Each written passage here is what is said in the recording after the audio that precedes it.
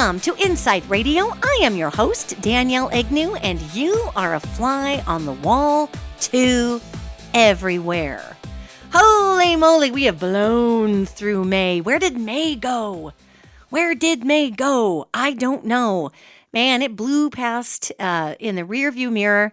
And I want to thank everybody for your patience as we've been trying to get these podcasts out to you in a socially distanced environment and in pandemic conditions. So thank you for those subscribers that are hanging in there. I really appreciate it. I realize that we might go not weekly once in a while with these podcasts, and then 2 will pop up in a week, and 2 and then 2 the next week or whatnot. But we're making sure to get you this content really as quickly as we can to make sure that you're receiving it and, enjoying the information and whatnot. So I really want to thank you for your patience. We've all, had to make some kind of funky twists and pops and making sure that everybody is safe coming in to do the podcast. So I really want to thank everybody for your patience. And today we are going to leave the COVID issue alone. Could you use a break? I sure could. Oh my goodness. I think I've probably dissected that to death in this podcast, and and that's my job. That's what I do. Yet, the next few podcasts we're going to put out here are going to bring our brain in some other areas. We are going to have some breaks from COVID-ish in the next couple of months. So I'm going to use that opportunity to bring through some other information that we've got coming in. And I've gotten a lot of mail on the next topic that I'm going to present today. A lot of mail, email, of course. I really would love to get snail mail, but that doesn't hardly happen anymore. And I want to talk about past lives on the show today because it's a question that I receive a lot. Do I have a past life? How many past lives do I have? Are they real? The Bible says a man lives only once. And by the way, it does say a man lives only once. It doesn't say a person or a human. I had to laugh when I was talking to a friend of mine years and years ago about reincarnation and about past lives. And my friend was this devout evangelical Christian. And my friend says, well, it says here that a man only lives once. And I said, well, I'm sorry that you guys, he was a male, I'm sorry that you guys only get one life. But geez, does that mean we women have past lives coming out our wazoo? I mean, come on. So actually, obviously that was kind of funny. However, past lives, what do they mean? What are they? Are they real? I get this a lot. And the fact of the matter is, yes, they are real. And we here on Earth are not the kind of planet that would host first-timers. There's too much chaos down here. And every time our soul signs up for a life, not only is it signing up for what it's going to learn and generally chooses from a pool of people, of souls, that it's been with before in some way or another, because we come down here in pods, in soul pods, like a pod of dolphin. We come down here in soul pods. So we return time and time again, and we do this for the sake of being able to learn not only our own lessons, but sometimes to help other people in our soul pod learn lessons. Sometimes we're playing the good guy, the bad guy. It's like getting recast in a TV show. It's like following your favorite actors from TV show to TV show. And have you ever noticed there's certain actors that just play certain parts, okay? Like I count on Morgan Freeman to play Morgan Freeman. I don't want to be disappointed that Morgan Freeman is going to put on some crazy character at some point and not be Morgan Freeman. So some actors play the same types of roles. However, we as human souls are constantly trying on new characters. And we try on new genders. We try on different walks of life. We try being very wealthy and very poverty-stricken. We try being a parent. We try being someone who never has children. We try being somebody of able body, mind, and soul. We try being somebody utterly insane who struggles with mental illness. We try being someone whose body came out maybe more broken or doesn't work in a more traditional sense. We try all kinds of things to learn and to learn and to learn, and to also see the perspective from other people's standpoints. We come in as what we love to call on planet Earth, in America, we love to call people with non-white skin minorities. Why? Why do we have to call somebody a minority, especially since it's not really true in America anymore? We have more mixed race and non-white people than we did before. So to call them a minority is not necessarily accurate just based on a population standpoint. So to think about this reincarnation issue as an opportunity to get to try on an existence with lessons that you never had before, that's really important. And this is another thing, when we talk about past lives, they are not, again, I'm going to stress this a lot this show, they aren't simply just for our benefit. We do benefit from being different genders, different races, different socioeconomic classes, different body functionalities, honestly, different education levels. We benefit from that lifetime after lifetime because our soul grows, and it's one of the ways that we can develop a spiritual empathy for people that, we might not have any real world commonality with in that moment. Yet for some reason, boy, do we really have a soft spot for that single mom, says the very wealthy father? There's all kinds of throwback that's spiritual information that we have in our soul that really directs us toward helping other people based on experiences we've had. Okay. You're different religions, you're no religion, you're all kinds of things. Now, in terms of reincarnation, there are so many schools of thought with this. And of course, there are more Eastern schools of thought that believe that we start out as an amoeba or a bug, and then we go to the next life of maybe being a mouse, and then the next life of being a larger animal or a fish or whatever gets thrown in there, and we work our way up to be a person. And that very fascinating way of looking at things casts a different type of value and light on the ant. Should we step on that ant, or is it an ant, or is it a person to be? And if you look a lot at a lot of the Buddhist modalities, all life is sacred. A lot of the Hindu mentalities, especially the Hindu mentalities, all life is sacred. So don't be stepping on that ant because it's going to become somebody really amazing someday. They could be the next person who cures cancer. Don't step on that ant, right? So again, I guess one could argue, yeah, but what kind of life does an ant have? And if you step on it, doesn't that advance you to the next phase quicker? Except for the fact that, ants are pretty awesome if you really think about it. So when we try to apply our humanistic views on other parts of the animal kingdom, not only is that a giant fail, because we as humans, we're not the most empathetic of all animals. We can be, and we are born empaths, yet being empathetic can be a choice that is weeded out of us by very rough circumstances that we've had to grow up in, okay? So again, when we're talking about reincarnation, when we come lifetime to lifetime, let me give you the cliff notes on how this works, because it's actually a really complicated process. But the cliff notes are, okay, you live your lifetime, say you were a guy, you were an auto mechanic in 1930, and an engine block drops on your head and you're dead, okay? So then you go back up, and we're going to call it the green room in heaven. You go up to the green room in heaven, and this is my observation as somebody who's done mediumship work. I've observed this phenomenon so much, it's just so interesting. You go back up to the green room and they say, hey, Bob, it looks like an engine fell on your head. And you say, yeah, I don't really remember that part. I was drinking a beer and then boom, here I was. So they say, well, Bob, let's get you all checked in. And the process of reintegrating the spirit into the collective, or the one that is all, or the God energy, or the quantum field, or however you want to look at it, heaven, okay? The process of reentry back into that dimension that is heaven, and also not just the dimension, but into everything that you're there to remember. I mean, you hear about people saying, oh, my life flashed before my eyes right as I was dying. You don't really hear the other side of that, because that person's on the other side of the veil at that point.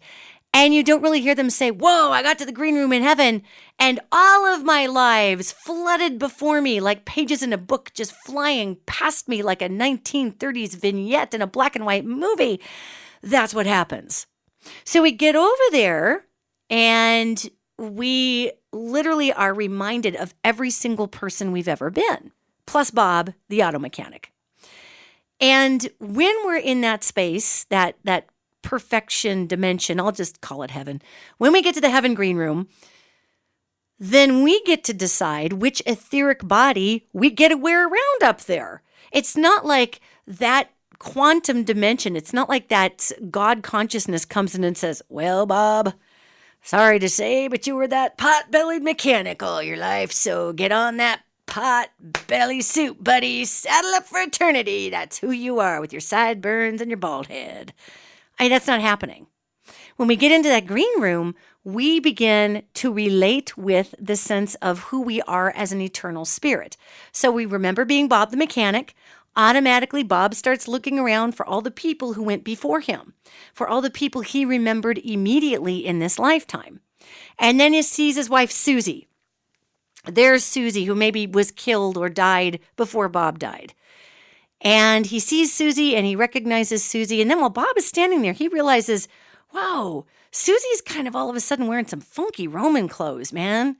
And so am I. And I knew Susie back in the day. And I was a Roman soldier and Susie was a Roman soldier. And we were a hot guy couple. Rock on! And you don't care in the green room of heaven. Nobody cares because you're just seeing the replay of everybody that you were. It's really, really quite phenomenal. And so a lot of people will hang on to an etheric spirit body that is reminiscent of the last life they came out of because they've got an investment in that particular lifetime. And they'll pick ages when they're in that green room, in that dimension of heaven. They'll pick ages to appear to one another, physical ages, where they felt good. And a lot of times I see people anywhere between their 20s and their 40s.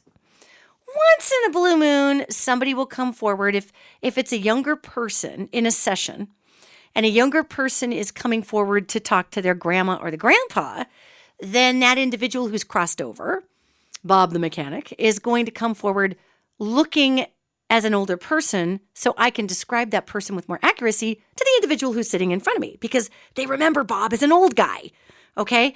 So we're talking about reincarnation. So once we get over there, and we kind of go through our, oh my gosh, I remember everybody I was, but maybe I'm holding on to who I was this last time through and finding all my family members and kind of jamming with everybody. We all of a sudden begin this process of, you're never going to believe this, but it's the truth. We love being in perfection. We love being part of the quantum field. We love seeing all of our family and friends. And there's this euphoric period that wears off of us loving being there.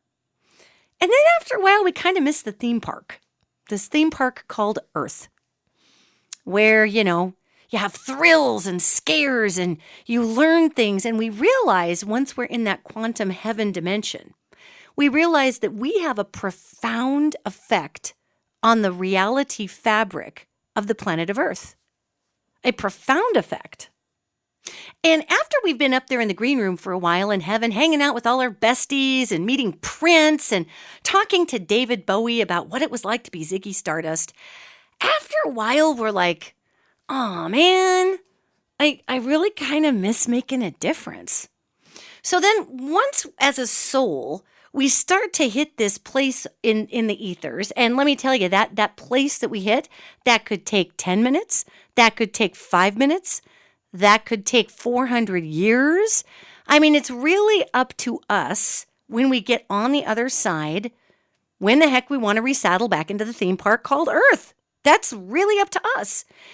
It's not like we're being shoved back down here or pushed back down here by an angry God that says, listen, Bob, you were a fail. You didn't pay your bills. You farted too much when kids were in the room. Dude, your pit stank. You need to go down and redo being human because you are 2 steps off of a primate. So just get down there and do it again because you were a bad person. That doesn't happen. The Mother, Father, God consciousness, the universal consciousness, is happy to meet us wherever we're at. It's more like, Owen Wilson on the beach in a lawn chair, going, hey, dude, it's so good to see ya. You want a beer or a coffee or just to be zen with me? Whatever you want, man. Here's a shell necklace. I mean, that's really more like the collective trust that Mother, Father, God has in us. It's very interesting.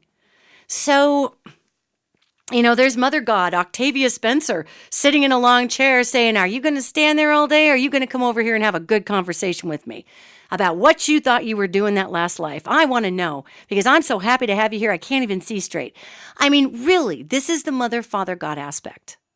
So schools of thought that believe that we get returned like a rejected bottle cap that didn't quite make the beer seal on top of the bottle, and we get spit down to earth because we have to go work out our karma. That's not exactly my observation of how the system works. And that's not exactly how these angels have described it to me. We literally are just partying and hanging and loving and observing and connecting on the other side. And some of us choose to go to work on the other side. Now, this is a trip. I've seen people, spirits, who get out of their body. They've had a long-term battle with cancer. Maybe that person was a social worker in this life. They go to the other side, and from the other side, they take on a position of spiritual helper to dozens, if not hundreds of people, if not thousands. Because remember, once we're a spirit, we're a temporal being. We can be in all space-time, all places at once. It's pretty cool. So, some people like to get to the other side and keep working.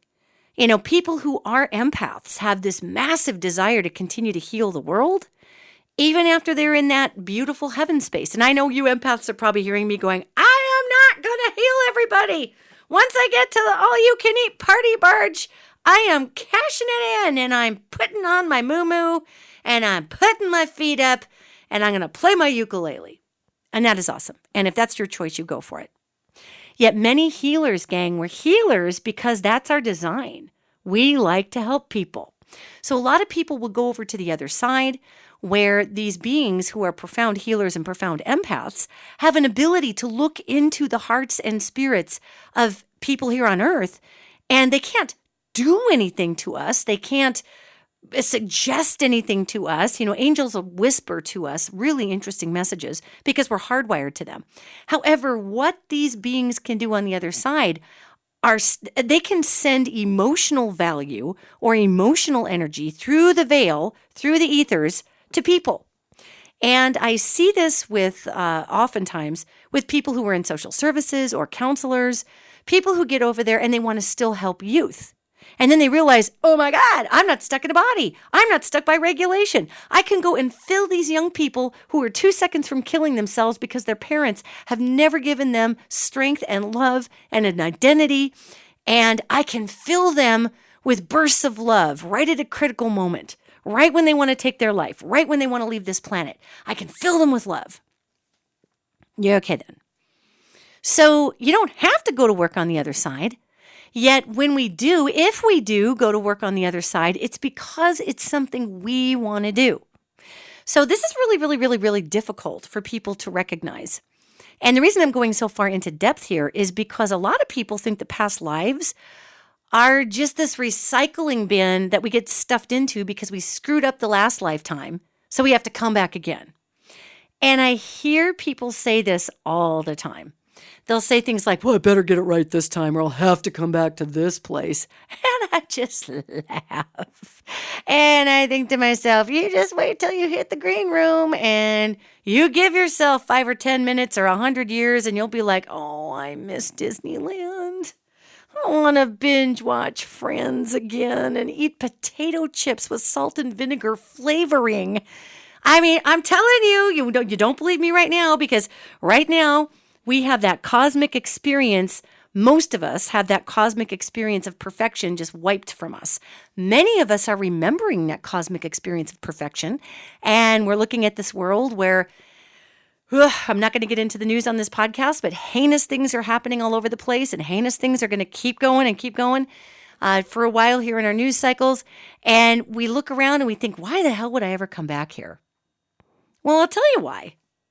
Because if you are in a human suit right now listening to this podcast, you are a 0.001% learning junkie. You are the 0.001% of all souls out in the universe that love to help. You are a 0.001% cohesion junkie. You love to help heal. Now, you might say, well, that doesn't make any sense. What about people killing other people? Well, those people who kill other people, as god-awful and tragic and sickening as that is, are setting a precedent for what it looks like to be outside of a collective, to not consider the wellness of the all. And that is an example that is god-awful that we all learn from.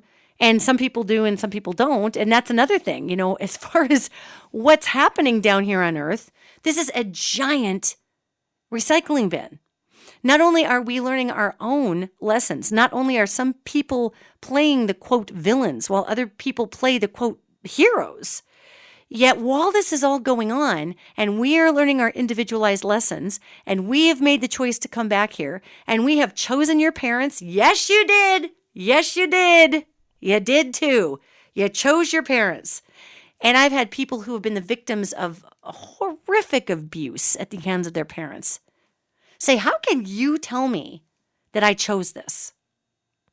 And the only solace, if there even is solace, that I can offer on that is that when you chose those folks, I can guarantee that the whole group did not say, go ahead and come in and I'm just going to beat the crap out of you. Now, there are a couple of occasions where that does happen when we come into this lifetime from a past life. Let's just say my past life, I was a heinous abuser of people. I was this creepy sadist who did terrible things to human beings and couldn't figure out their fear, and I couldn't figure out any of it. They were like little mice in a petri dish, and I was horrible to them.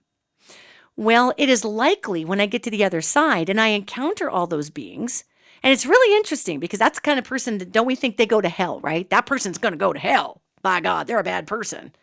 Well, I got to tell you, when you see Hitler in heaven, don't freak out, because what's happening is these people are playing this role for very specific reasons down here.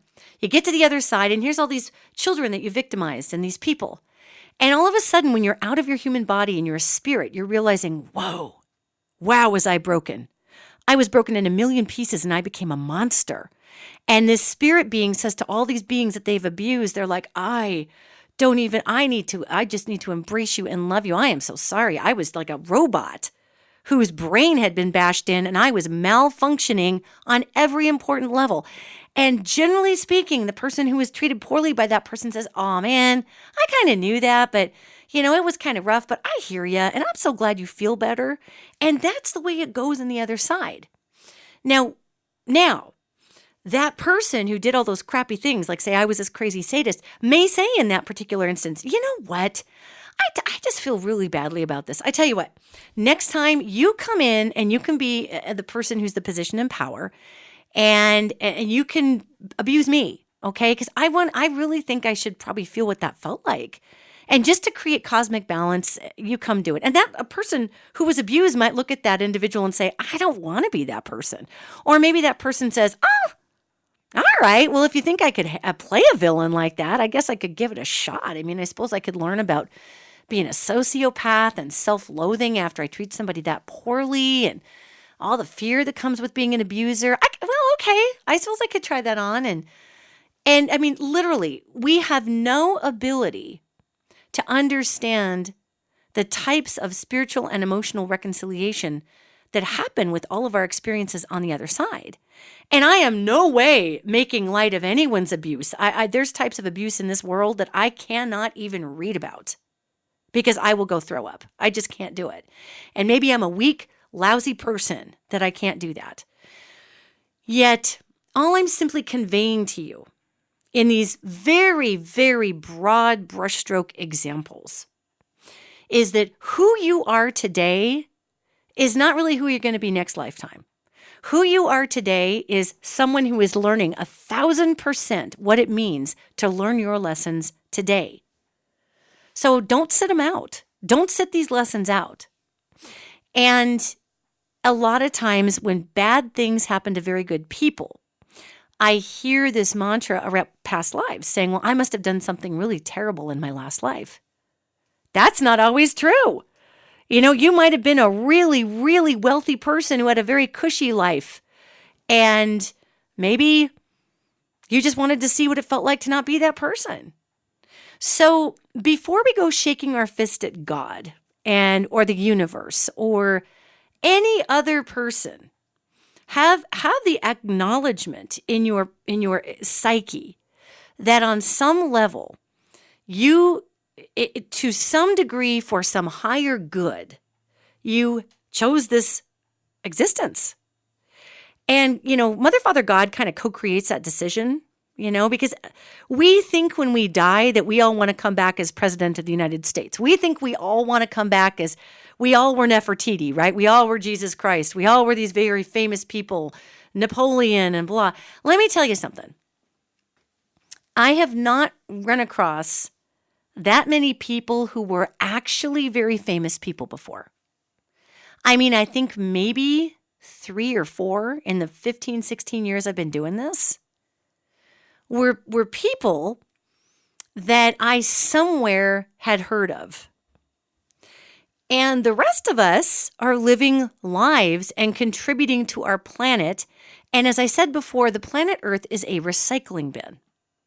So what happens is we come down here as a spirit. Yes, we're going to learn all our lessons. Yes, we come down in our soul pod. These are people we know and trust to be an away party in this theme park called Earth that is wildly and highly chaotic. And the society on Earth is what is chaotic. The mother planet itself, the Mother Earth, is a form of God. So Mother Earth is not chaotic. That's why we feel good when we go camping. Mother Earth thinks, hey, everything's cool. Let's just chill out and be one with the universe. Yet our society is chaotic.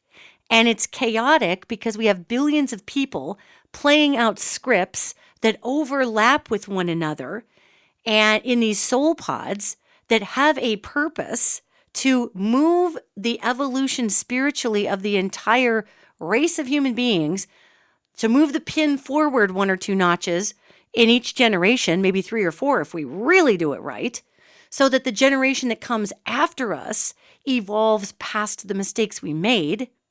You ever notice that? You ever notice how your grandkids are like super crazy smart and you feel super crazy silly and not smart next to them sometimes? And you're like, why are these kids so advanced? That's called evolution. And every mistake you ever made and corrected goes right into that child's DNA. Any mistake you made and didn't correct goes right into that child's DNA. So no pressure, parents. However, when we're talking about lives, not only am I a person surfing in from the other side that's coming in with my soul pod, choosing a particular lesson set, and no, it's not like we sit there and say, oh, I can't wait to get abused. It's not that. We're probably looking at something around compassion in that particular lesson set. Not, wow, I can't wait to be tortured. It's more like, whoa, what is this experience of devaluing human beings like? Who am I going to meet in that situation when I am compromised? Who else is going to be compromised? How can we come together to heal that situation? And again, this is a lot of material to pack into one podcast, but I want to make sure to give you some food for thought here that doesn't have to do with the news cycle. So, here we are in this world. And when we come back again, we will oftentimes, especially in romantic partnership, we will seek the vibration of that person who is a very significant romantic partner. And sometimes this gets flat up awkward in the third dimension. You hear these stories of a man who married a woman when they were very young because they were high school sweethearts. And they were super happily married, and they get transferred. The man, say, gets a job, and they get transferred somewhere else. And it doesn't matter the gender, but they go off and they move. They move their family, their 2.5 kids. And this very happily married couple, one or the other of them in this new environment, goes to this new job and all of a sudden stumbles across somebody that they cannot stop thinking about. and they feel guilty and they feel horrible and they wonder what the hell is wrong with them. They're perfectly happy with their spouse. They have this rockin' sex life. They have these great kids at home. Yet here is this person that they just can't, they want to be around them, or they're feeling like a complete idiot. They can't figure it out. Now, I'm not saying this happens all the time, but it does happen. I see it happen where I will have folks call me saying, oh my God, I'm freaking out. I love my husband, my wife, my spouse so much. And there's this person at work, and I swear to God, it's like something's come over me and I just want to be with them. And I'm not going to, but what the hell is wrong with me? And I mean, I suppose it could also be pheromones, or maybe they were just extra bored in their cubicle. Who knows? Yet when I look into it on a spiritual level, 9 times out of 10 in that situation, one or the other of that individual has spent a lifetime together as a very passionate romantic partner. And oftentimes, those romantic partners that they spent time with in another lifetime oftentimes didn't have the best ending. Like maybe they were star-crossed lovers, or one got on a ship and never came back, or somebody died in a war, or I don't know, whatever happened to people back in the day. Their head caved in, who knows. Yet, here they are again. There was no resolve in that past relationship because somebody died or disappeared or just something weird happened. And here are these souls encountering one another. Now, you might ask, well, now why in the heck would somebody want to come back after they're happily married and run into somebody that they were crazy in love with? I mean, what's the freaky point in that when you think about it? And really, the freaky point in that is that both of those souls might have encountered each other in the green room in heaven, up in the rehabilitation area, and maybe in the quantum field scope, and said, oh my God, I wondered what happened to you. Well, make sure that we meet up in this life so we can see that each other is fine, and we don't just, we'll be friends, okay? We'll just be friends this time. Because everything's always a better idea on the other side, gang. Everything makes perfect and total sense on the other side. Who we are, who we've been, who we're going to be, all our relationships to anyone we've ever met ever in any lifetime. We even understand the nature of the one that is all our God. We get it. We get everything. So making choices from the perspective of getting everything kind of seems incomprehensible from the perspective of somebody whose entire memory had been utterly degaussed. Now, what is degaussing? Degaussing is it's erasing, okay? And let me get into the technical term. Degaussing is when it's an old technical term, especially in recording studios. And for those of you that are old enough to remember tapes, cassette tapes, right? And they recorded on reel-to-reel magnetic tapes, and the tapes were just strips that had a magnetic surface on them. And degaussing was a process of taking a hard magnetic source, and you would stick the tape right up against the magnetic source, and it would wipe all the information off the tape. The electromagnetism would erase the tape. So when the world used to run on cassette tapes, and there was a service, Muzak, back in the day that would play elevator music, and Muzak would literally send people cassette tapes that were mixtapes that came from Muzak. And, some guy would go into the big remote closet at the hotel and pop open the cassette player and put the cassette thing in there, and that music went all over the hotel. So then when it was time to send your tape back and get a new Muzak tape, you'd send it back, and there was some poor tech in some room taking all these tapes, and they'd wipe the tapes and put them in a bin so they could be reused. It's called degaussing, all right? It's a complete and total erasure and reset of the tape material. And after a while, you just have to throw the tapes away because you would strip off too much of the magnetic coating. However, souls don't get thrown away. We just get wiped over and over. And the reason we get wiped coming back in is, can you imagine how painful it would be if you just had this amazing life with this incredible spouse and all these kids, and you've chosen an existence where you're going to be the sole child of a nomadic woman in the Middle East, and you're not going to have any family, and your mom's going to die at a younger age. If you came in remembering all of those people that you loved so profoundly from that last life, you would not come in to fulfill the storyline and play the role that you signed up for in that particular life. You'd leave the Middle East, you'd head to Wisconsin and look for your family. I mean, there's a reason that we choose not to consciously remember our identity from the last life. Now, there are lots of examples of kids that come in and they remember exactly who they were. And there's a very famous story, and you can Google this, so I won't take up the podcast with a lot of it, of a little boy who came in remembering to be either the captain or the designer of the Titanic. I think he was the designer. And his mama was calling him by his given name in that lifetime, and he kept insisting, no, my name is the designer's name or the captain's name or whoever it was.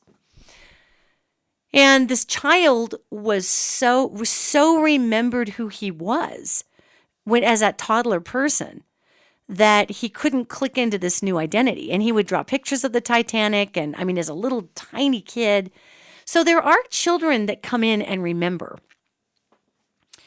And when we're talking about reincarnation here and picking a soul and why we come back and how many times can it happen? As many times as you want. How's that? You know, I've heard people say, well, I'm not going to be with somebody who's not an old soul. Well, let me tell you what, if you're on the earth, that's really all you got to choose from. Now, there are more compassionate old souls here, and there are some really non-compassionate old souls here. Because remember, in order to come down and be part of the collective human race, and we are a race of empaths, we are automatically connected to one another here. In order for me to come down and be a terrible, rotten, screaming, awful, victimizing person, I'm going to have to be able to ignore being connected to everybody and everything. And that's not for the faint of heart, okay? You know, and I always say, you always notice the actors that are winning the Oscar for Best Actor in a picture are usually the ones that play terrifying people, like Hannibal Lecter, Sir Anthony Hopkins. Hannibal Lecter was freaky, yet it took a very, very good actor to be able to pull off that character and to be able to be so adhered to that nutbag.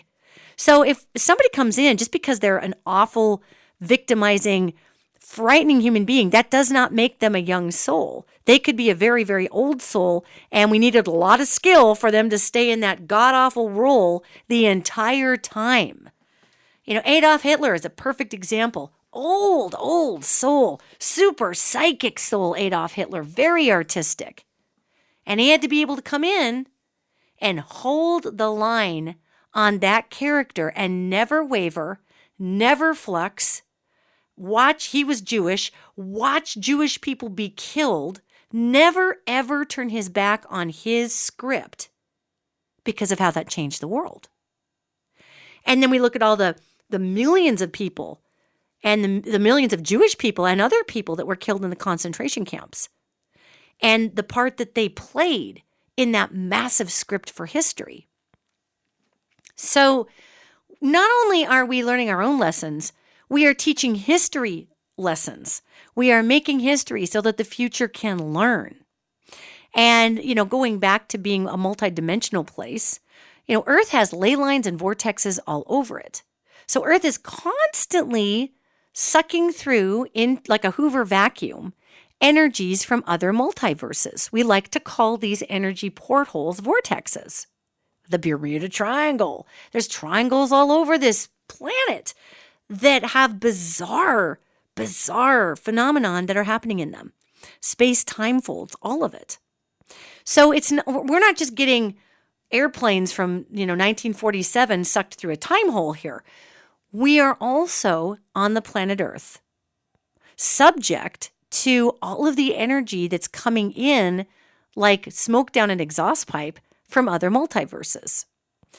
And the way that I can describe the multiverses being set up, and this is kind of trippy and I'll do my best, this is the way that these angels have described it to me, and I've seen some of this in my work, is imagine a bunch of jellyfish, a stack of jellyfish, like moon jellies, and they're all just laying on top of each other, these moon jellies. And as these moon jellies are laying on top of one another, you can kind of see through them all, but they're really mushy next to each other. It's not like there's big glass panes between each one. And they just have this really thin, strange gelatin stuff that separates each one from the other. But if they're there long enough, pretty soon they're kind of going to melt into one another and it's going to be a big mess. So obviously they need to stay moving. So if you can think about dimensions, not as something hard with a hard window between it, but something really gelatinous and soft and mushy. And our mushy dimension is mooshed up against another dimension. And there's this wafer thin little thing called an ether, about the width of a piece of plastic wrap, that's holding these dimensions back from one another. And really, one of the biggest issues that are holding the dimensions back from one another is the particle density or the speed or frequency or velocity of that dimension. So one jellyfish is kind of vibrating at, at a lower rate, and the jellyfish on top of it is vibrating at a faster rate, and the jellyfish on top of it is vibrating really at a faster rate. And it's the vibration that keeps them separated and keeps from just being a big mushy pile that crushes each other and just mashes into each other. So we've got all these dimensions, and we as an electromagnetic planet covered in salt water, called the Earth, we are pulling through tons and tons of energy that are shot off the other jellyfishes in these vibrations. And we're a spinning planet. So think about if you stir your coffee, what happens? Everything gets sucked down the middle, right? It goes down the vortex that's created as we stir. We are a planet that spins in space. So we are spinning and we are the coffee stirrer. We are mixing and we're pulling everything in. And that cream, if you will, is coming out the vortexes. So that cream can be emotions. It can be, it can be anything. It can be huge love bursts. It can be anger bursts. And it's coming from other dimensional planes. And oftentimes what will happen is one dimension will get really overly full of a particular vibration, like maybe that's anger, happiness, love, fear, whatever. If it achieves an imbalance in frequency, too much of that particular vibration will be present in that jellyfish. And all of a sudden, that jellyfish will just start barfing out that particular frequency that it's too full of, okay? So the jellyfish below it is getting pummeled. Say it's fear, too much fear built up in that jellyfish and it's going to blow up and explode. So it just starts purging it out in a frequency. And the poor jellyfish below it just starts shaking harder and absorbing all this fear. And pretty soon it's like, oh my God, I can't take this. And it barfs it to the jellyfish below it. Like a sponge, squeezing water into the one below it and water into the one below it and trying to transfer this frequency that's gone out of balance. Now, once in a while, it'll get into a jellyfish that can totally handle all of that fear. And that jellyfish will just eat that fear on up, and it's really appreciative. We like to call that dimension hell. There's really no hell per se, but there are dimensions of deep chaos and what we would consider some pretty gnarly frequencies. So what happens, though, is the Earth is kind of picking up little bits and pieces of all these water squishes and water squirts from all these jellyfish. So all of a sudden on the Earth, we have an abundance of fear that just comes from somewhere. And all of we spirits here on Earth decide that we need to do something about that, because one of the things that we excel at as human spirits is we recycle all energy into usable energy. And unfortunately, some people use it poorly. They turn it into a street fight. They turn it into something terrible. They turn it into killing someone. The rest of us take this fear energy and generally automatically try to offset it and turn it into something positive. Let me tell my child a story with a happy ending. Let's all go to a movie and pick our spirits up. Let's call a best friend and go get peel and eat shrimp and talk about something fabulous in life. Human beings love to recycle anything challenging into something uplifting. So the Earth, imagine the Earth as a jellyfish. We're taking in fear and weirdness and pain from these other dimensions and love. We're also obviously taking in love. Yet when we have an imbalance of a lot of this stuff that hits the Earth, instead of us just barfing it into the next jellyfish below us, we are the 0.001 super achievers that love a thrill that come down here to Earth. So we take on these lessons of pain, of anguish, of sorrow, of whatever gets too much in the ethers, and we transmute it into something amazing. I always say people are at their best when things are at their very, very worst. At least the first part of things being at their worst. The more they go on, people get a little gnarly. So not only are we learning our own lessons, not only do we have our own physical and emotional and psychological and spiritual pain, sometimes that is taken into this lifetime from a past life because we might have had a lesson that was so gnarly that we just can't let it go, and we want to bring resolution to it in another life. We want a happier ending. Maybe we drown. And so I've oftentimes find people with phobias that are so bizarre that don't make any sense at all. If I look at their past life record, I can see where they drown. If somebody's afraid of heights, they fell out of a tree, they fell off a cliff, a saber-toothed tiger dumped them off a glacier. I mean, there's a reason people come in with the fears that they have. And of course, we've got our early childhood programming too, gang. So obviously we have a lot about being a human being in this lifetime that informs our fears. I mean, that goes without saying. However, when I run into people who have had really severe phobias for no reason, I get an opportunity to look through the lens of these angels, and I get to see where that came from. And when I express that lifetime where perhaps that person drowned, or they were burned to death, or their child was stolen from them, or their precious gear was stolen from them, or whatever it was, I will watch that person just burst into tears. They are so emotional about all of this. It is such a moving experience for them to really understand how incredible this experience has been. So, I mean, there's so many different versions of why we're here. It's not just one thing. We are not just coming here for our own safety, our own edification. We are coming here because not only do we affect one another, we affect multiverses around us. We affect so much that it is literally mind-boggling. So you can imagine these angels are really busy because we have hundreds of millions, we have billions of people on this planet all running in this chaotic fashion, trying to get these scripts to run not only for your own or my own personal edification, but also because it evolves someone else's storyline.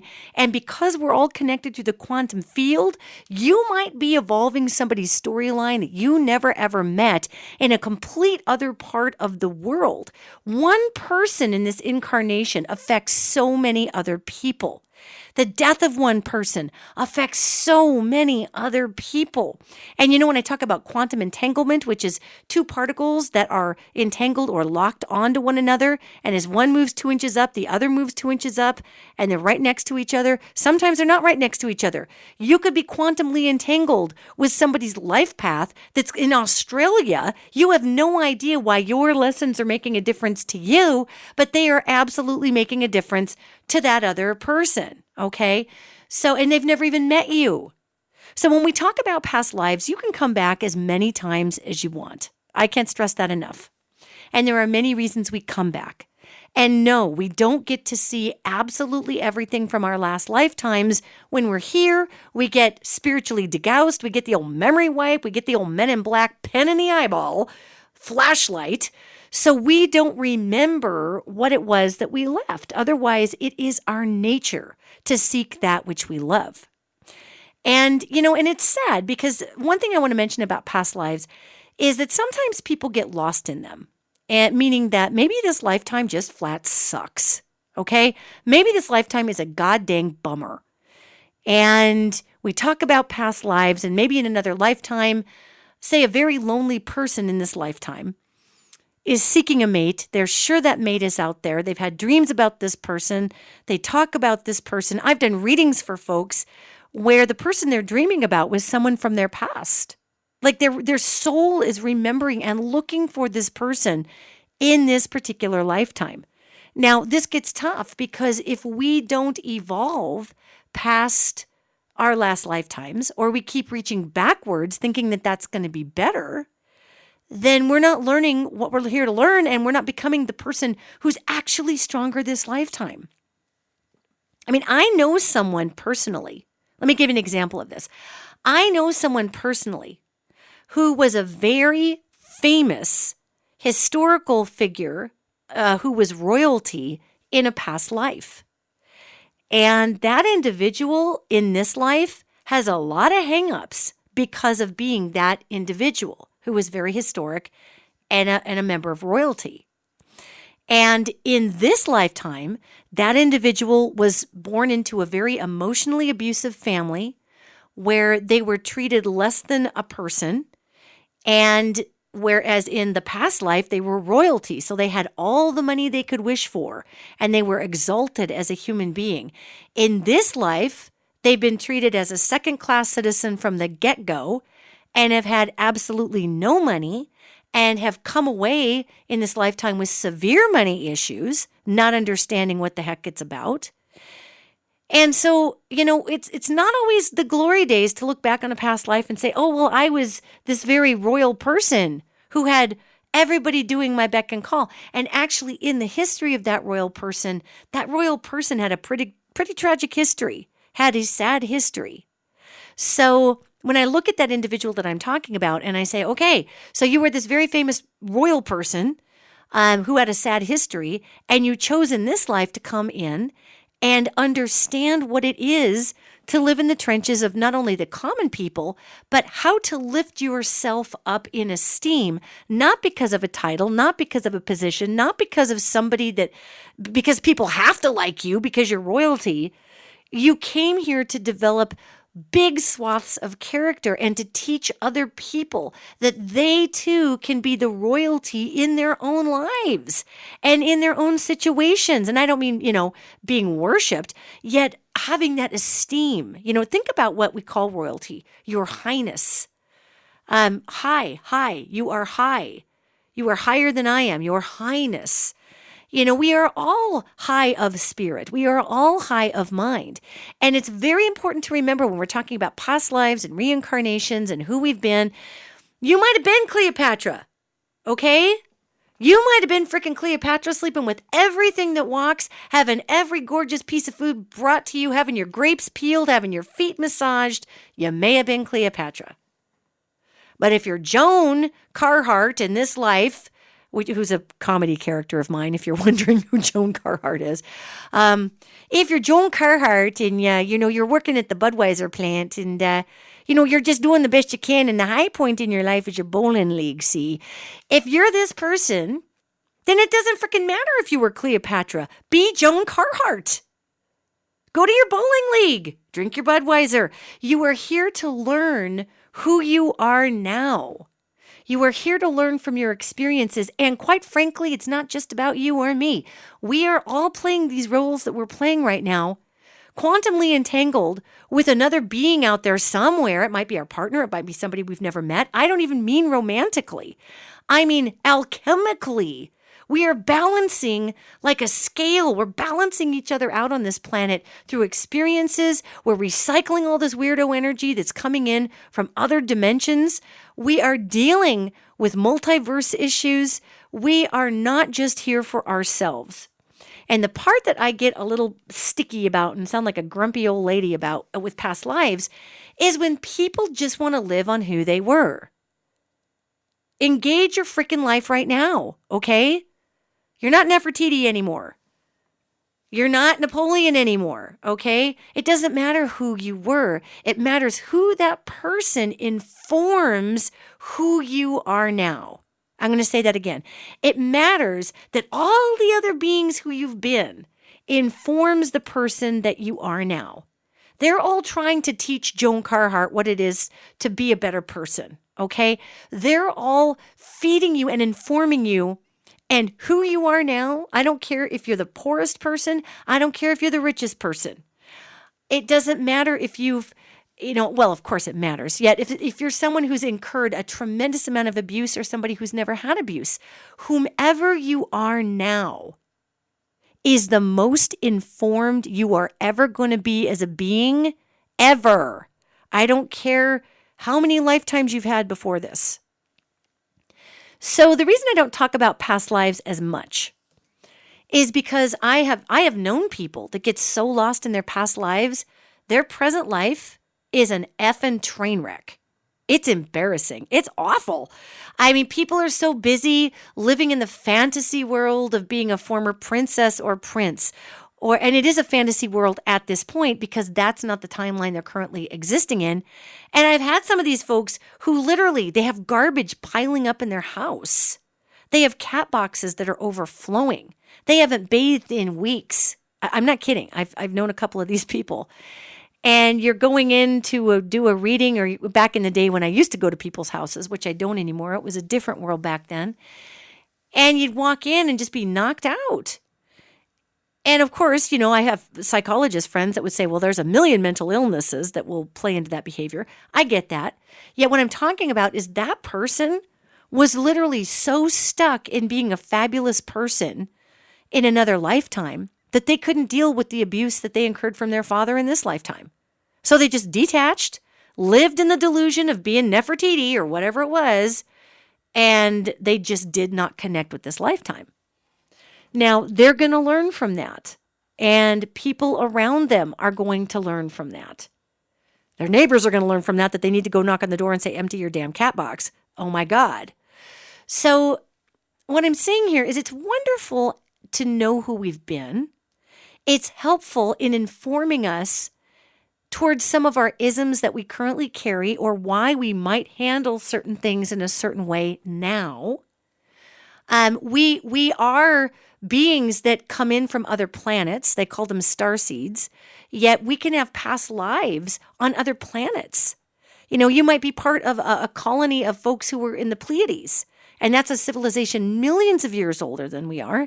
You might have been somebody who was part of the collective consciousness on Otur, or we like to call them the Oturan, Arcturians. We call them Arcturians. But the Oturan, you might have been Oturan. So maybe Taoism or Buddhism makes so much more sense to you than the idea of the one singular God, which is going to make more sense to you if you came surfing in from Sirius AB, where they had an ideology of the one or the one that is all because they did a lot of interfacing with angels. And of course, the Sirius AB folks were the ones that came down and helped us with the pyramids. Well, they built the pyramids. And so the idea of the one God, but they played God for a while here on Earth, all right? So there's all these different beings that you might have been millions of years ago.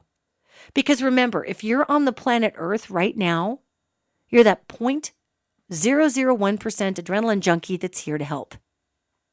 And because Earth is this spinning vortex, pulling all kinds of energies in that we as human beings are recycling as a collective species, also quantumly entangled with one another through that quantum field. Don't forget, everything we're experiencing, everybody else is experiencing. And then we have these angels trying to run around to help us with our individual script that we chose before we came here. Be nice to your angels. So this is an extremely wide brushstroke tutorial on past lives. And what I would tell you about your past lives is people say, how can I discover them? How can I discover them? Well, they're within you. You remember your spiritual DNA remembers your past lives. So you can go to somebody who does what's called past life regression, which hypnotizes you. In other words, it puts you in a place of great relaxation and then brings your psyche, the matrixing brain, to a place where it can observe other past life behaviors and what occurred in them. And I had a past life, and I'll just get this in real quick because we're coming right at the end of our podcast. Man, I had a past life that was prehistoric looking, where I was this woman in a cave and I was doing some nasty, gnarly mojo magic and trying to conjure dark stuff up through the ground in order to fix a plague that was running around. It was like a drought, really. But I could see it clear as a bell. And how I got there is I had a friend of mine who was studying past life regression and hypnotherapy. And so she put me in this hypnotic state, which is just deep relaxation. And she said, okay, you're going to go into a room and you're going to look at all these doors. and there's going to be a room full of doors, and I want you to count the doors. So I did. And there was like 12 or 14 of these 5-panel old antique doors, and one of them was painted lacquer shiny black. And so, of course, which one did I want to go to? I went to that door, And this face, I opened it up, and my friend was like, no, she wasn't very experienced. An experienced person would let you go to the door and guide you and all that. And I was just morbidly curious. I'm like, dude, what's with this black door? And I was probably in my early 30s, whatever. This is before I started doing a lot of spiritual work and psychic work. No, I was in my late 20s. I take it back, late 20s. So I go to the door and I open it up, and it's nothing but blackness, like a freaking Stephen King movie. It's just like the abyss of nothing back there. And out of this blackness towards me floats this ghostly face that starts to get more corporeal as it comes up next to me. And the thing is probably 7 feet tall, okay? And it's just coming out of the black. And it's this bald being that has a diagonal face paint line on it. And the top diagonal part of its bald head is red and the bottom part is white. And I knew immediately that this being was not human. It was posing as a human, but it wasn't human. It was some dark, nasty, gnarly thing. And then poof, I was in this cave and I'm squatting in this cave and there's a fire and there's this horrible drying rack with like parts of babies on it. It was just god awful. I'll just leave it at that. It was terrifying. And there was all of these weird pictographs that I had drawn on there I knew it was my cave, and I was trying to sacrifice these young babies, trying to get trying to control nature. I don't know what the hell I thought I was doing back then. God, what an idiot. But anyway, that was a life I had, right? And I remember I was wearing my rock star clothes in this cave, squatting in this cave, horrified, going, oh my God, I'm a terrible person. I did terrible things. I can't believe this. I'm trying to fix a drought by conjuring evil spirits to the ground. And to control the spirits to bring the rain. And what an idiot. Who does this? I'm a horrible person. And of course, my friend was not very experienced. So she kept trying to say, get out of there, get out of there. I'm like, no, I need to figure out why I was this terrible person. And I could hear this noise. It sounded like a freight train that was coming through the opening of the cave. It was coming down, and the cave had like an L-shaped opening, so I couldn't see outside. It had an L bend in it, so like somebody could walk in, they'd have to turn the corner and come into this inner chamber, a very low ceiling where I was. And I could hear this awful freight train, and I could see this giant shadow cast itself in the L elbow that I could see down this rock hallway looking thing. And I said, oh my God, that thing that I conjured up, it's coming for me. I said, it's actually coming for me. And it let me watch the whole village die. And it's coming for me. And my friend wigged out. And she's like, you have to get out of there. I'm counting you out. 10, 9, 8. And I was so mad. I'm like, wait a minute. This thing is awful. And so what had happened was, I probably had some, I don't know, I guess I meant well. But I thought the only way that I could appeal to some dark spirits, even though I knew better than doing that, was to make human sacrifices, draw this up in my past life, in my ancient 20,000, 30,000, 50, 60,000-year-old past life here, and drag this being up through the ground. And it had killed the entire village. It ate everybody in that village and saved me for last so I could see what I did. You tell me that's not a mad Jinner elemental coming to do some whopping whoop-ass there. And my friend counted me out of that, and I was just so freaked out. Because who I am today as a human being, there's absolutely nothing whatsoever in any of that scenario which would appeal to me.